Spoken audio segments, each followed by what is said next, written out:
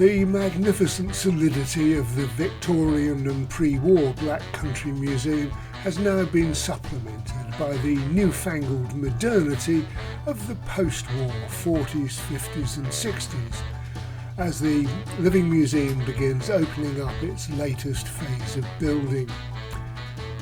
It's now telling many of us about our childhood and youth, as it adds shops, institutions, homes and even a funfair that many alive today will recall, especially those who lived and worked in the Black Country. The new street of shops is now open, including a music shop, Stanton's, with records, instruments, televisions and, of course, a dance set record player. More prosaically, there's the West Brom Building Society branch and Marsh and Baxter's Butchers selling real pork pies.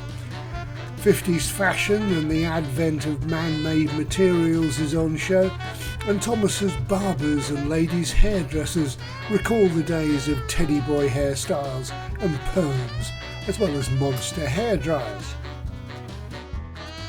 Bergen's newsagents may recall many of the cigarette brands I've smoked, chocolate bars of the past and the glory days of mass circulation local newspapers, and has a little living room complete with black and white telly.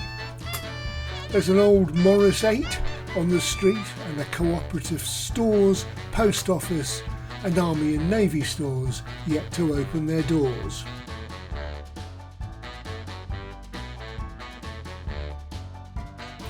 Even the funfair has been updated to the period and is already attracting a lot of interest, possibly from the parents and grandparents who recall rides like this from their youth. Members of the museum were able to hear how the new phase was developed and the emphasis given to identifying real people who actually lived and worked in the recreated buildings at an annual lecture by museum staff, as well as being given a preview of the Lee Road Infant Welfare Centre and the relocated iron houses before they officially opened. The Elephant and Castle was the first building of the new phase, and there are industrial buildings nearby that won't be seen by the public until next year.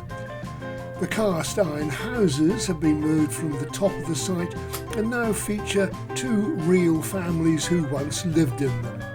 A police sergeant and his family from 1940 with a son in the RAF, and they live with an old coal range and an ancient wireless, while the 1968 family next door have a gas cooker and a fridge, gas fires and a colourful carpet, all based on interviews with the real families and their descendants.